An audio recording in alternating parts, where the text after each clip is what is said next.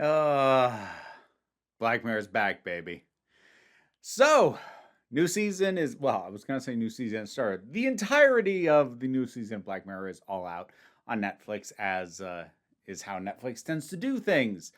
I am not going to be burning through these. I like to savor my Black Mirror. So, you are going to be getting reviews one at a time. No promise at what the pace is these are going to come out, but I'm going to try and get to them relatively quickly because after I'm done with this, over on the main channel, I intend to do a revision of my full ranking of the entire show.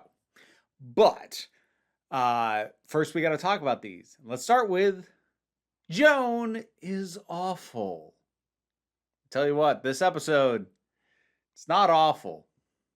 It's actually, it finds a nice continued depth as it keeps going, because like about halfway through, well, I mean, I guess spoilers first of all, like it's good, it's fun, it plays with ideas of, of a lot of things, of surveillance, of procedural generation, of signing your rights away, of end user agreements, and like all these sorts of things. So it's playing with all that, and the potential of technology, and like how badly it could go if somebody just decided to go, well, look, I'm going to use this to its full extent, and damn what people think of me for doing it. I'll kind of come back to that a little bit, but by and large, it is visiting some of the ideas, actually a lot of the ideas that Black Mirror has done, but sort of combining them in a different ways. Like,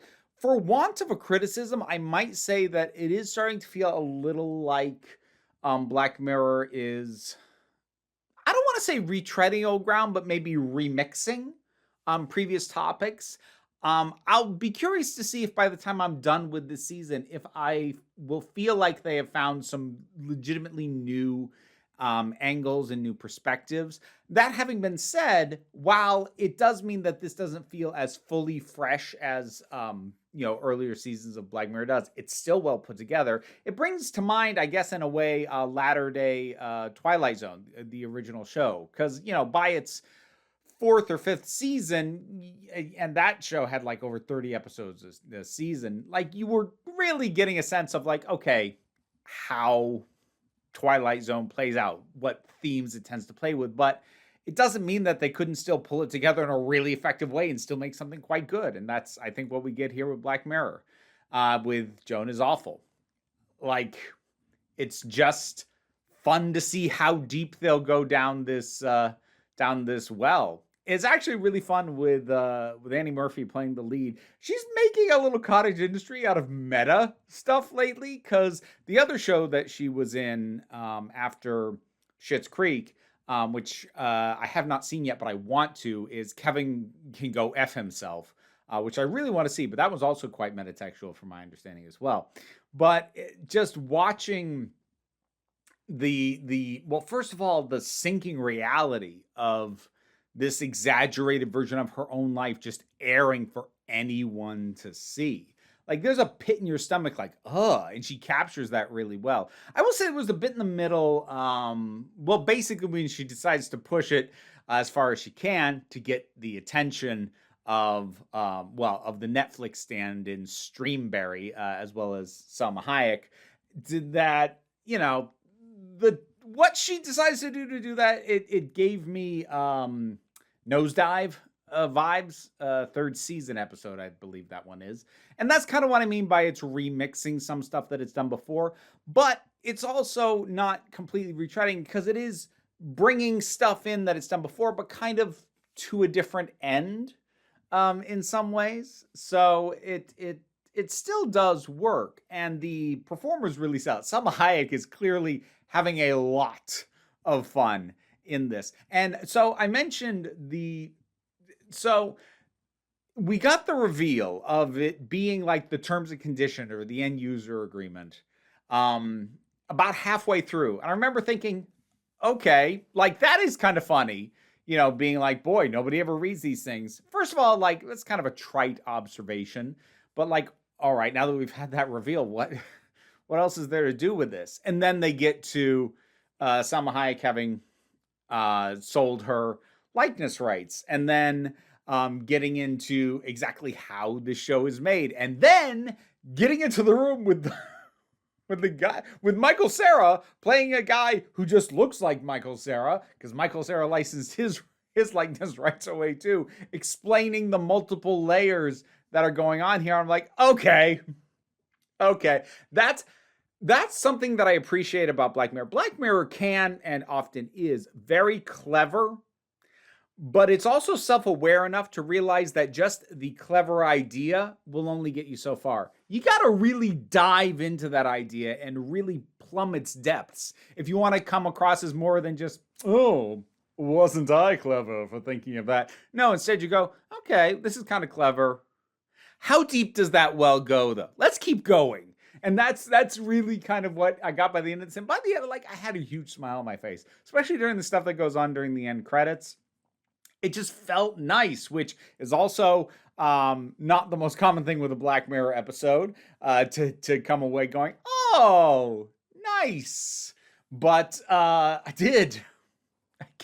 I came away feeling nice. All right, I said I'd come back to the idea of, like, sort of depicting an entity that just goes, well, screw it. If we are allowed to do this, let's do it. So, like, let's be clear about a few things. Actual things like that degree of revocation of rights, in terms and conditions or end user agreements, by and large, don't hold up in court. When they've been challenged for really stepping outside the reasonable bounds of what people are expecting to be involved in these things, that doesn't hold up in court as a rule. So, like, don't even worry about that. But what I think is a valid thing to examine is, well, okay, I would say I apologize for getting political, but it's Black Mirror. Black Mirror often gets political, so I'll just go with it. It's sort of, to make a comparison, Streamberry, the Netflix stand-in, basically goes, okay, now this is stuff that maybe isn't a good look, and people won't think well of us for doing it. But there's also nothing stopping us from doing it, and we think it would be good for us in the long run. We think ultimately this is a good thing for us to do, and most people wouldn't do it, but we're gonna.